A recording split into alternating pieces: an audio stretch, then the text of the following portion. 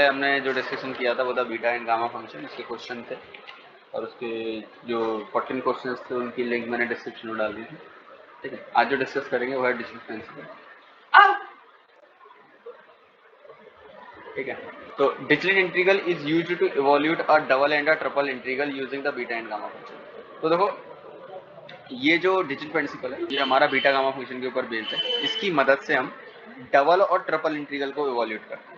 Okay, तो statement for the double integral, तो double integral हमारा अगर इस फॉर्म में गिवन है, ठीक है, x to the power l minus one and y to the power m minus one, तो उसको डायरेक्टली हम कन्वर्ट कर सकते हैं गामा फॉर्म में, that is under sorry gamma l gamma m upon gamma l plus m plus one.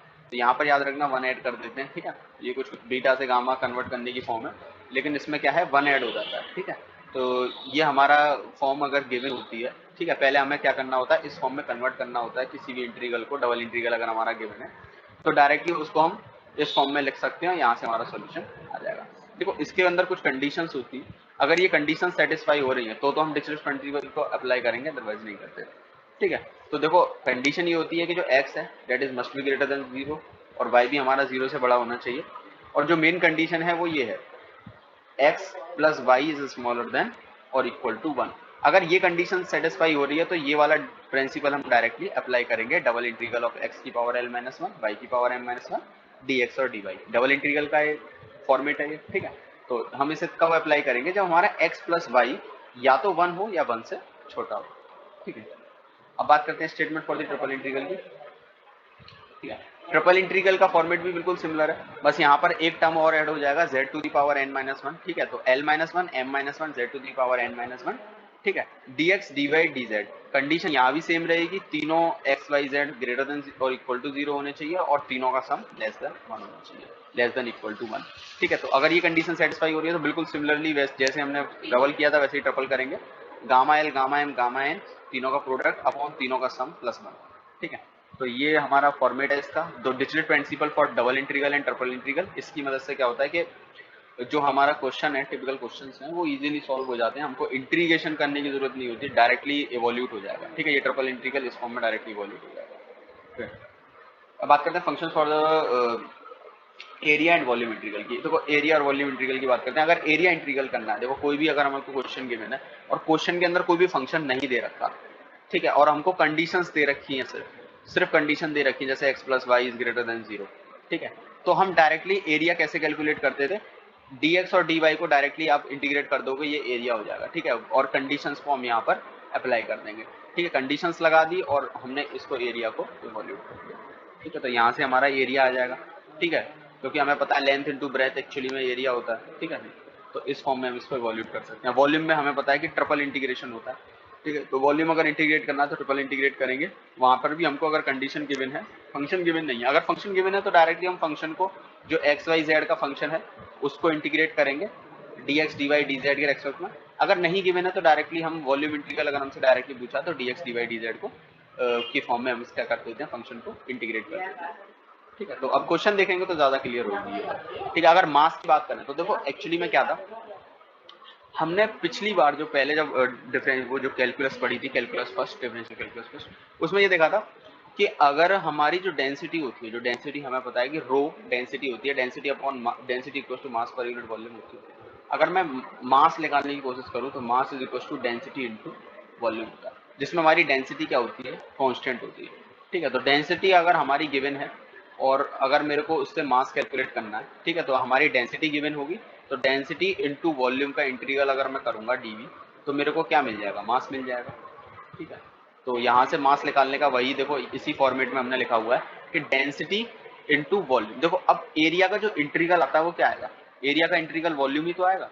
तो देखो अब इस एरिया को जब आप इंटीग्रेट करोगे तो ये हो जाएगा डेंसिटी इनटू वॉल्यूम, तो ये मेरा क्या बन जाएगा, मास। तो इसलिए डेंसिटी को एरिया के रेस्पेक्ट में जब एरिया को इंटीग्रेट करूंगा, देखो क्या होता है कि अगर मेरा देखो क्या है, ये एरिया है एक्स और वाई का, जब मैं इसका इंटीग्रेशन करता हूँ तो ये मेरा क्या बन जाता है, वॉल्यूम बन जाता है। ठीक है, तो डेंसिटी इनटू वॉल्यूम मेरा क्या बन जाएगा, मास बन जाएगा।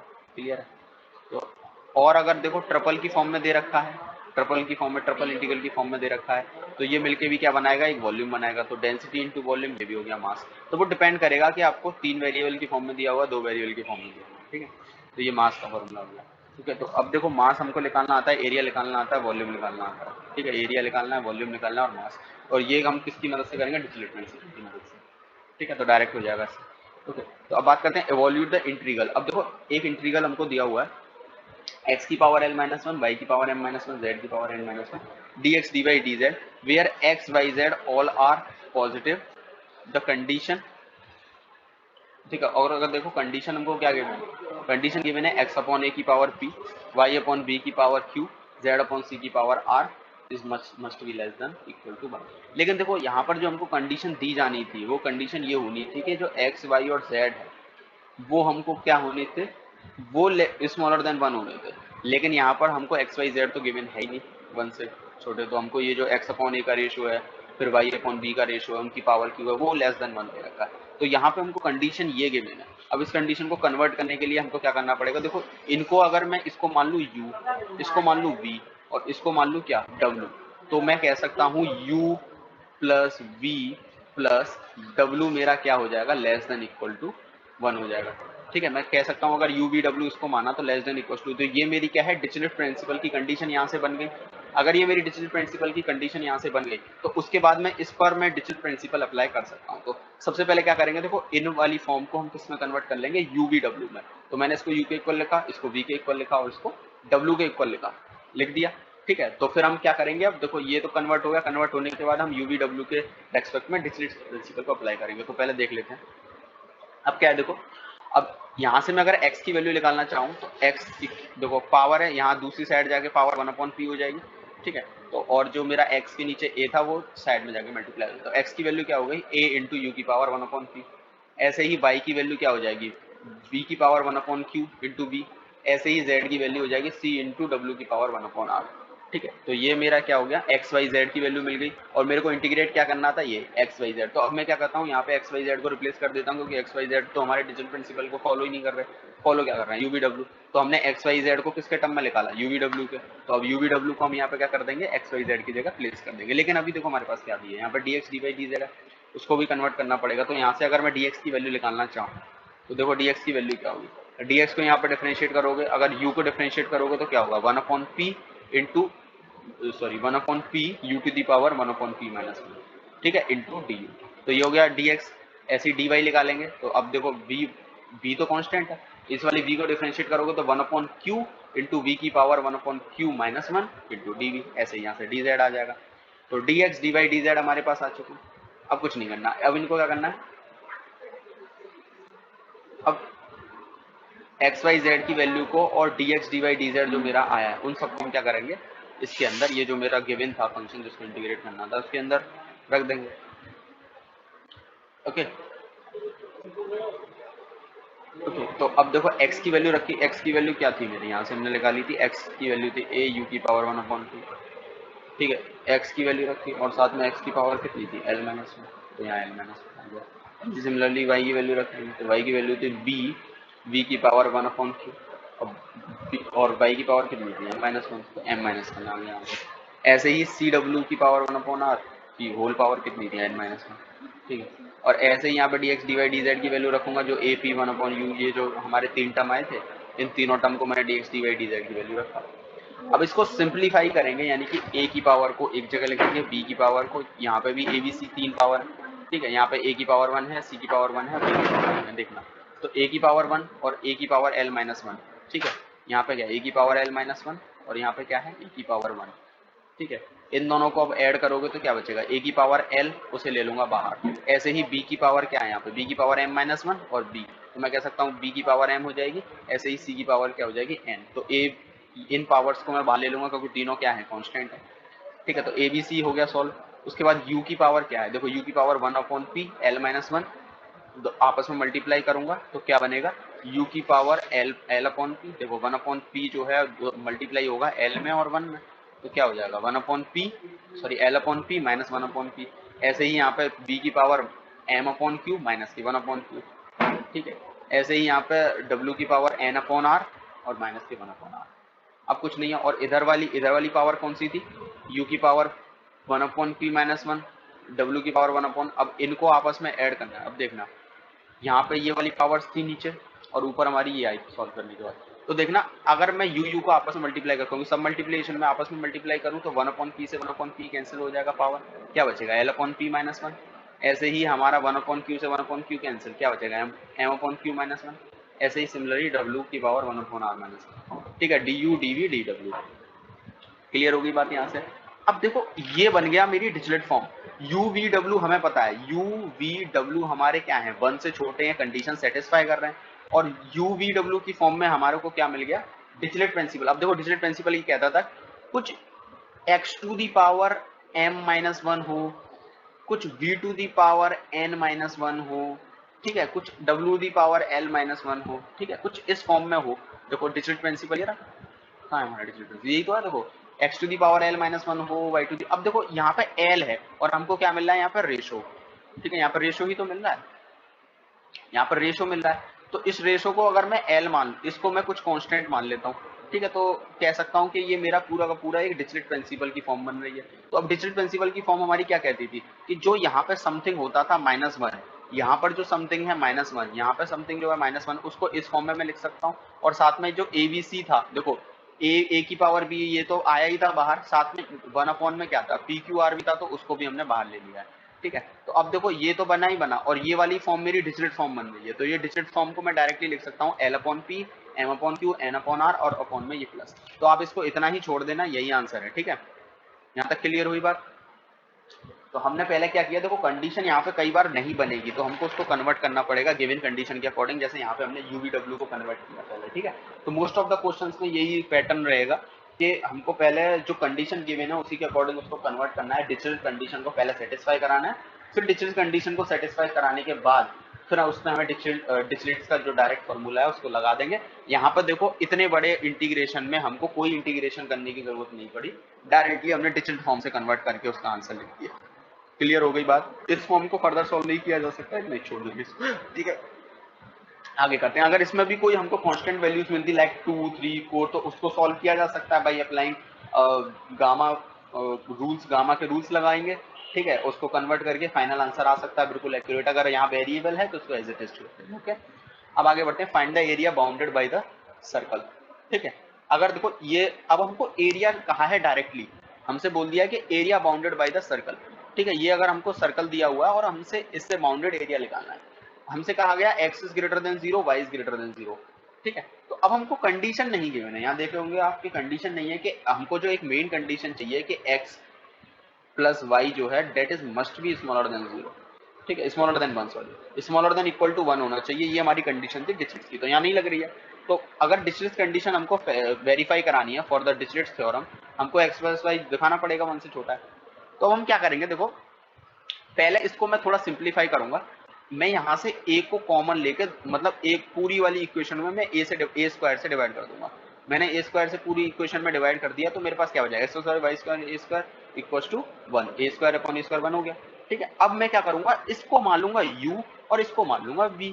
तो मैं कह सकता हूँ कि u plus v equal to 1 है, यानी कंडीशन सेटिस्फाई हो रही है।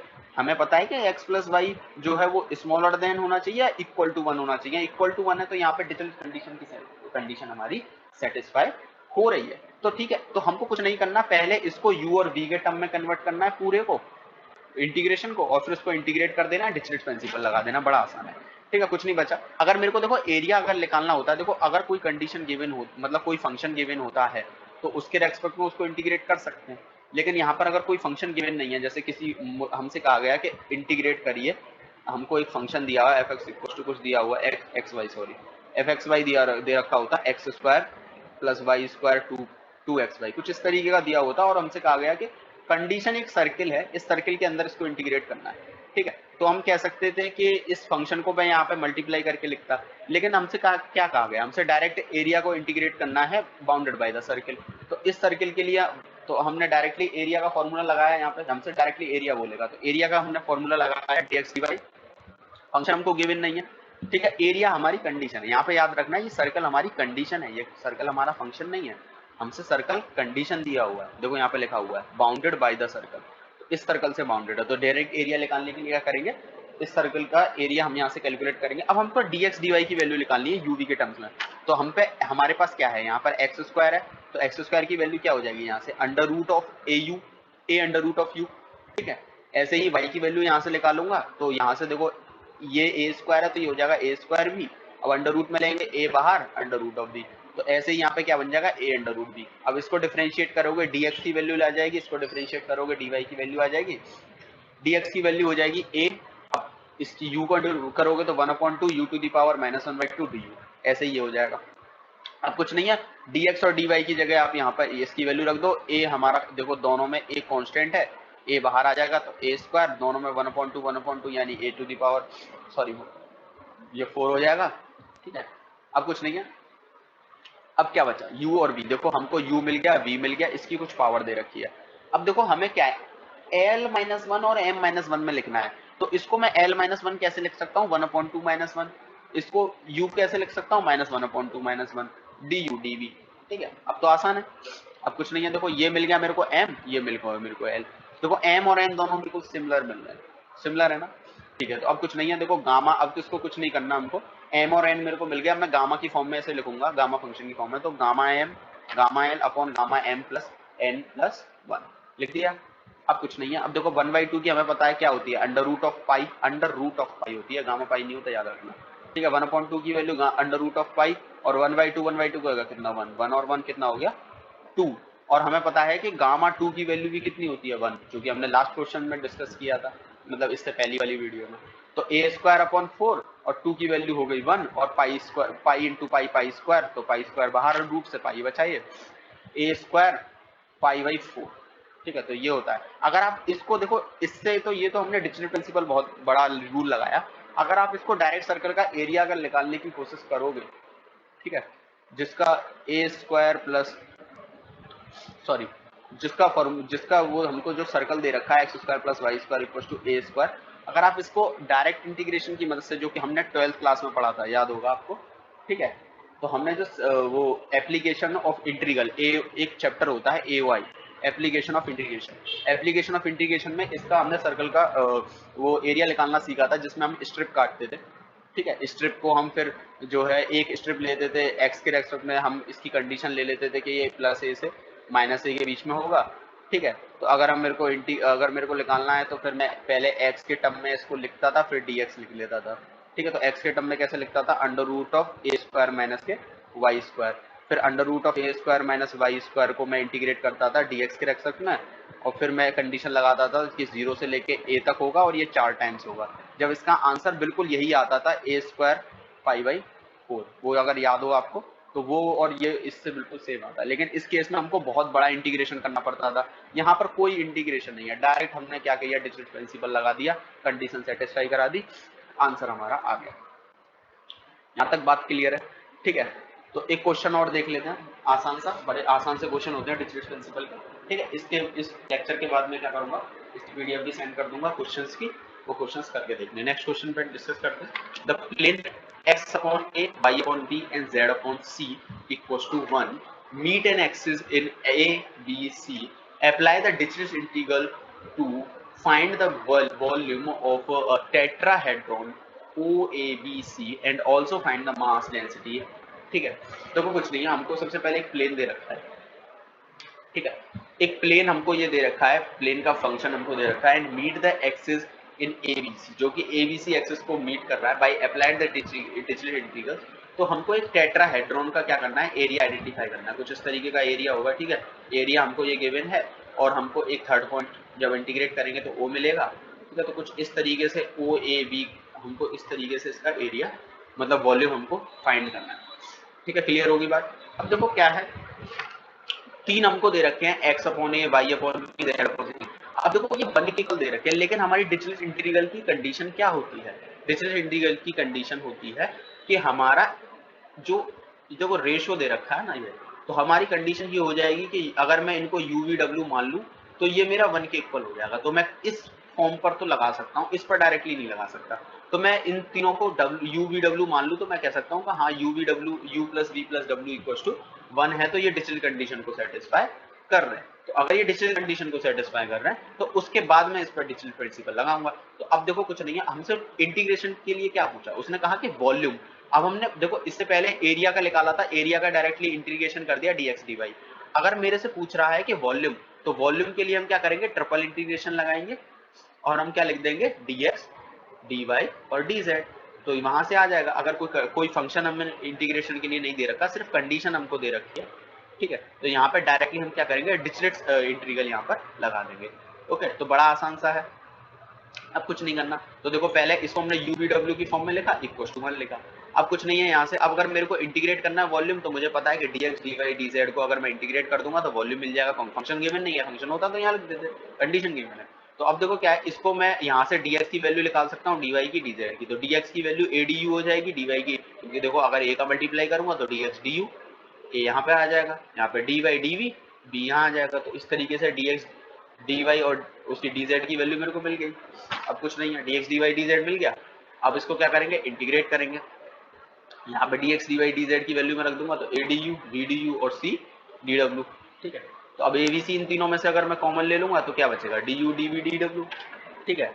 अब देखो क्या है, अब मैं यहाँ पर डिरिचलेट इंटीग्रल नहीं लगा सकता, क्योंकि देखो यहाँ पर मेरे को v u और w भी तो चाहिए, वो तो नहीं है। तो मैं क्या लिख सकता हूँ, u की पावर 1 माइनस 1, v की पावर 1 माइनस 1, w की पावर 1 माइनस 1।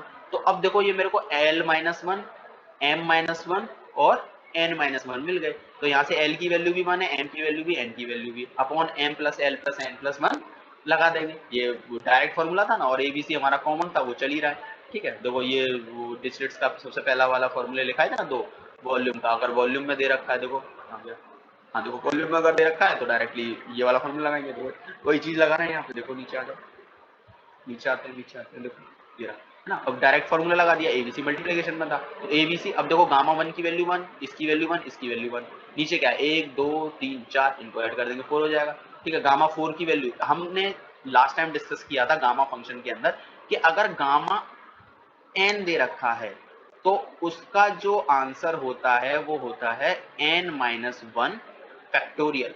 क्या होता है, n माइनस 1, ये याद रखना है, गामा n का जो आंसर होता है वो गामा n माइनस 1 फैक्टोरियल के इक्वल होता है। अगर जैसे यहाँ पे अगर हमको गामा 4 दे रखा है तो गामा 4 की वैल्यू होगी 3 फैक्टोरियल, ठीक है। 3 फैक्टोरियल का मतलब हो गया 3 इंटू 2 इंटू 1 यानी कि 6, ठीक है। तो इसी तरीके से देखो गामा 4 है, इसे फैक्टोरियल 3 लिख सकता हूँ इंटू, तो ये हो जाएगा मेरा 6 आंसर। यहाँ से क्लियर हो गई बात।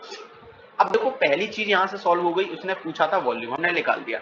सेकंड उसने पूछा also find the mass if the density. देखो अब हमको डेंसिटी भी किसके फॉर्म में, k times of x y z की फॉर्म में दे रखी है, ठीक है। तो अब हमने पढ़ा था मास का फॉर्मूला। मास अगर गिवन है तो अगर देखो तीन हमको वेरिएबल दे रखे हैं, तीन वेरिएबल है एक्स वाई जेड, तो उसके रेस्पेक्ट में हमारा क्या होता था, जो भी डेंसिटी रो दे रखी है उसका मल्टीप्लाई इंटू dx dy और dz, ठीक है। यही करते थे हम। अगर मेरे को क्या कैलकुलेट करना है, मास कैलकुलेट करना है, तो डेंसिटी हमको कितनी गिवन है, k into x y z, यहाँ से निकाल लेंगे। देखो ये रही डेंसिटी हमको कितनी गिवन है, देखो ये रही, देखो ये k into x y z. अब इस डेंसिटी की वैल्यू को रखेंगे, ठीक है। अब देखो डेंसिटी की एक्स वाई जेड की वैल्यू हमने किसके इक्वल निकाली थी, एक्स वाई जेड की वैल्यू हमने निकाली थी यू वी डब्ल्यू, यानी कि ए यू वी यू, देखो ये रही ना, यहाँ से अगर निकालोगे एक्स की वैल्यू तो ए यू, वाई की वैल्यू वी वी और जेड की वैल्यू सी डब्ल्यू। डायरेक्ट एक्स वाई जेड इसलिए रखेंगे क्योंकि कंडीशन सेटिस्फाई नहीं कर रहा है, यू वी डब्ल्यू कंडीशन सेटिस्फाई कर रहे हैं, तो इसी वजह से एक्स वाई जेड को हमने ए वी। अब यहाँ पे एक चीज रह गई के का मल्टीप्लाई उन्होंने पहले से दिया है डेंसिटी के साथ, तो हमने के को ले लिया बाहर, ठीक है, के को बाहर ले लेंगे। अब देखो क्या है, एबीसी कांस्टेंट है, एबीसी भी बाहर आ जाएंगे, के यहाँ पे मल्टीप्लाई है।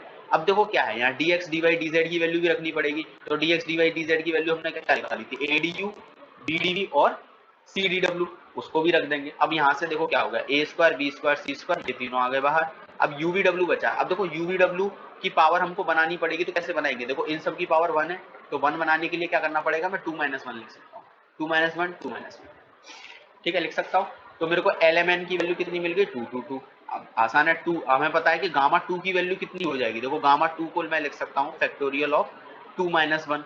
अब 2 माइनस 1 फैक्टोरियल यानी कि 1 फैक्टोरियल, 1 का फैक्टोरियल 1 के बराबर होता है, ठीक है। तो सीधा सीधा मैं इनकी वैल्यू 1, इसकी वैल्यू 1, इसकी वैल्यू 1, और मल्टीप्लाई में ए स्क्वायर बी स्क्वायर सी स्क्वायर, और यहाँ पे तक के वो हमने छोड़ दिया, तो के यहाँ पे लगा लेना, ठीक है, के। अब देखो अब नीचे क्या है, 2 और 2 4 और 2 6 और 1 7, 7 यानी कि 6 फैक्टोरियल, 6 फैक्टोरियल की वैल्यू होती है 720, निकाल के देख लेना, ठीक है। तो यहाँ से हमारा मास भी आ गया, बहुत आसान से न्यूमेरिकल है, कोई ज्यादा कॉम्प्लेक्सिटी है नहीं, क्योंकि अगर इंटीग्रेट करना पड़ता है तो इट टेक सम टाइम, ठीक है। तो अभी तो कोई टाइम नहीं देना पड़ा, बड़ा आसान सा, ठीक है। तो उसके बाद नेक्स्ट वीडियो के अंदर डिस्कस करेंगे लेवलिस थ्योरम।